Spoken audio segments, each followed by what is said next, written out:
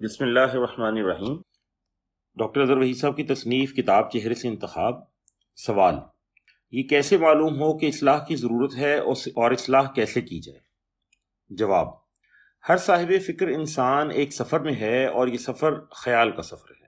خیال کے سفر میں جب انسان کا خیال اور عمل ہم قدم نہیں ہو پاتے تو اسے قدم قدم پر اپنی کم مائگی کا احساس ہوتا ہے۔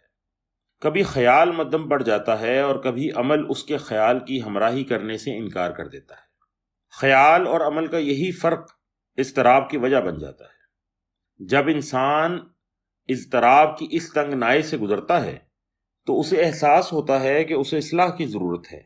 اسی اصلاح کو روحانی زبان میں تزکیہ کہتے ہیں۔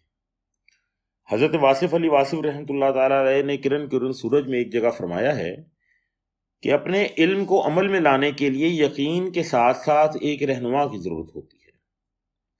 معلوم ہوا کہ رہنما سے تعلق اصلاح احوال کی صورت بن جاتا ہے۔ یہ تعلق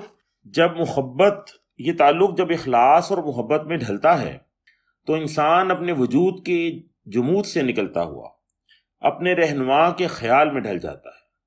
انسان کے علم اور عمل کے درمیان انسان کا مزاج اور مفاد حائل ہے، اور اخلاص اپنے مزاج اور مفاد کی نفی ہے، اور محبت کعبہ اخلاص کے گرد محو طواف ہوتی ہے، اور یہی دلیل ہے اخلاص کے ثبات اور اثبات۔ محبت کی لطافت انسان کو اس کے ثقیل وجود کی کشش یعنی کشش ثقل سے نکال دیتی ہے، اور علم اور عمل باہم واصل اور واصف ہو جاتے ہیں۔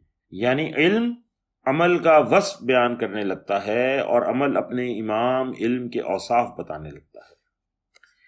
علم کو عمل میں بدلنے پر غور کریں تو معلوم ہوگا کہ یہ میم کو عین کے ساتھ ملانے کا معاملہ ہے، یعنی میم اور عین کے درمیان حجابات وہم و گماں کو لا کرنے کا عمل۔ والسلام۔